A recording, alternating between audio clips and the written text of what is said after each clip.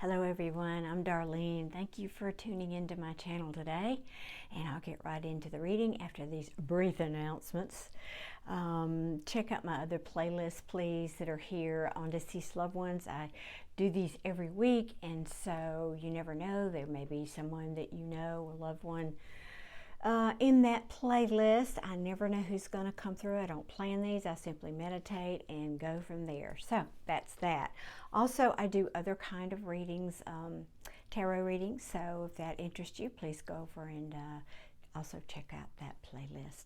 Okay, without further ado, this was a, I don't want to put an adjective here that doesn't apply, but this was a very different reading for me today. It was I'm not going to say struggle, but I just had to pull from a reservoir today to kind of figure this one out. So hear me through on this one. I've got a man coming through. I say young, I don't know, he could have been 40, but young to me, you understand, I'm an old girl, so it's relative. He was very muscular, very fit, had, you know, broadish, muscular shoulders. And he shows me that he was working with I think he worked on the highway, repair, I don't know what you call that, maintenance, there we go. Because he's showing me 3 tools that he worked with. He worked with one of those wooden sledgehammer, a pickaxe, and he's also showing me a jackhammer, one of those machines that breaks up the concrete. So that's, again, why he probably had such strong muscles. Now, stay tuned here, if y'all. This is interesting what I'm going to talk about, whether this is your person or not. You might want to stay tuned to this, because I kept going in and out between 2 energies here, and it felt like they were very, very similar but different, and I kept trying to figure this out, and I kept asking Spirit. Now, you know, because if I don't get something clear, I don't come over here and talk about it. I need to know exactly, and I'm always asking Spirit to help me, you know, bring through accurate information for you guys. And so I get this one personality that he was very quiet, and really, I'm going to talk about something in a minute that might interest you, so hang in here with me a minute. He was very quiet, and he showed me his mother's home, so I think that's who this reading is for. And he showed me this jar of marbles that he had, I think he collected marbles, or it could have been from his childhood, I don't know, but it's a glass jar, like a big gallon jar, and had marbles all in it. And he liked to eat, he liked simple things and simple food, like he loved peanut butter and jelly sandwiches. Well, who doesn't, right? But you know, he's just showing me this simplicity about him. There was a pureness about him that I really had trouble defining.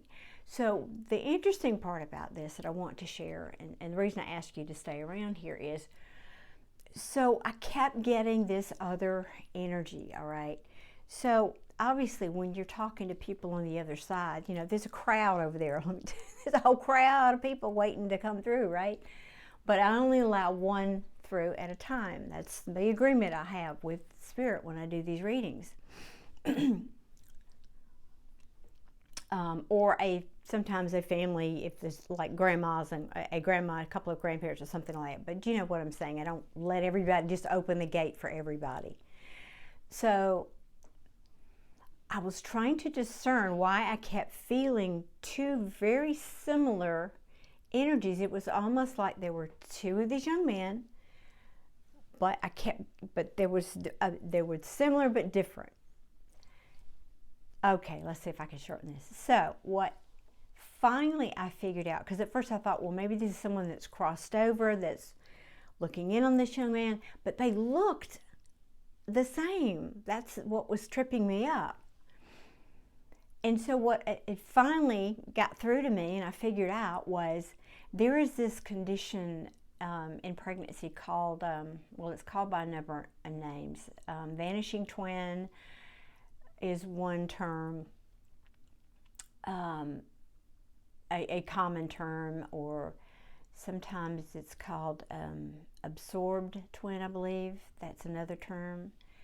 And basically it's when twins are, the mother's carrying the babies in there in utero, and one of the twins doesn't survive.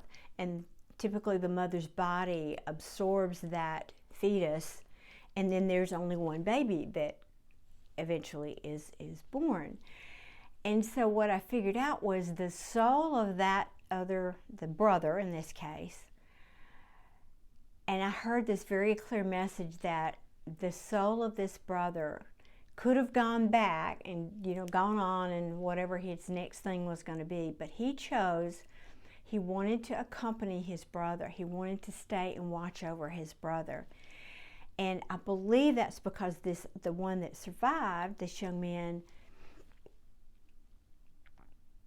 he could have had a bit of a, it wasn't severe, but a bit of mental disability. But again, it wasn't severe. Some people probably would never have noticed it, you know, other than maybe his family, and he was just very, very quiet. But this other soul clung to him his entire life to look over him and protect him. And he's telling me now one of the reasons that he was so quiet is because he always was having a dialogue, or we had access to dialogue with this brother, this twin. And that, so he said he was never alone. And it was interesting, this personality of this man I'm feeling and seeing, it was, again, really pure is the word that comes through to me. You know, most humans, let's face it, most humans are complicated, which is not a compliment. In fact, my spiritual teacher has always said that the highest compliment he could ever pay anyone was to say that you're simple. And I get that from him, not that he was, I don't mean that detrimentally, I just mean that he was not a complicated person, and that he liked simple things in life. He had simple relationships. I think he was well liked among the people that he worked with.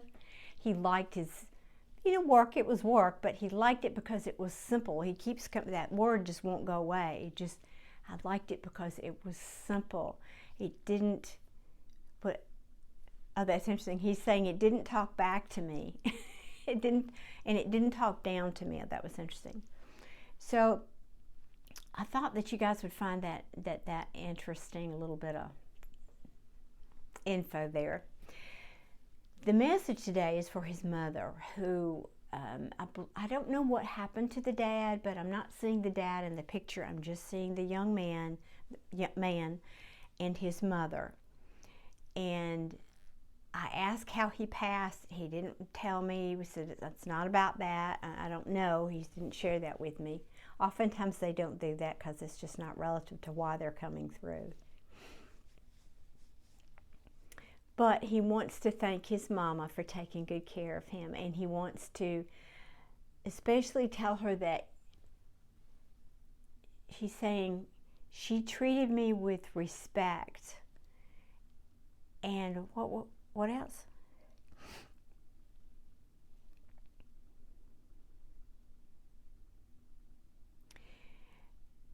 She treated me with respect.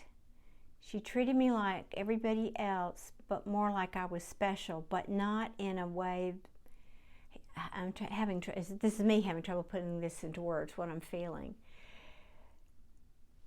It's, you know, like some parents, if they have a child who's not mainstream, let's say, and sometimes parents overcompensate. And that's almost as bad as undercompensating or whatever. And she did not do that. And so that's as close as I can get to explaining what I'm feeling here.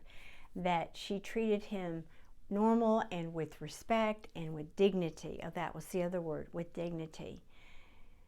And, you know, they just had this kind of placid life, but that's a good thing. I mean, they lived out, they kind of, I'm seeing sort of a country-esque, not a big house, but I think he's telling me he liked to garden. He's saying he liked to get his hands in the dirt. That made him feel good. He's saying that made him feel good. He liked to get his hands in the dirt. I don't know so much that he particularly liked to grow vegetables or stuff, but he's saying he liked the feeling of putting his hands in the dirt.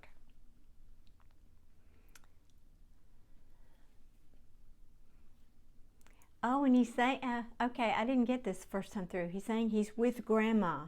So I presume that must be the mom's mother, Grandma. That's what I'm feeling. Anyway, okay. And he's telling me the grandmother is saying, and she finally got a boy.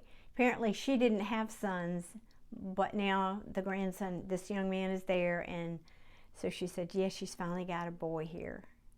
Or got her boy, maybe she's saying. Anything else? So apparently the mom, I think you kept this jar of marbles. That's probably why he was bringing that through. Something about this marble. Again, I don't know if he played with those when he was a child, or he collected them, or he just, maybe it was a fun thing. He got all different color marbles or something like that. But I just see this big glass jar full of marbles. So I think you probably kept those. And what else?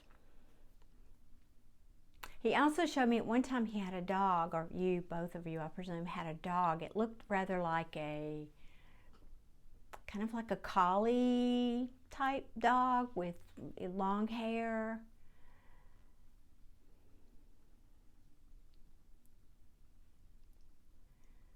Oh, okay, so the dog left before he did, and he's saying that was the most he'd ever hurt in his life was when the dog died.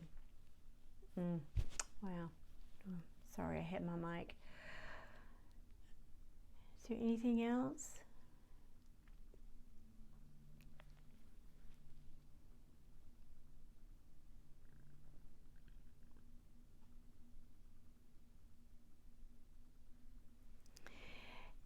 The other spirit that's with him, the one that was his brother, he's coming through to say, we will see you again.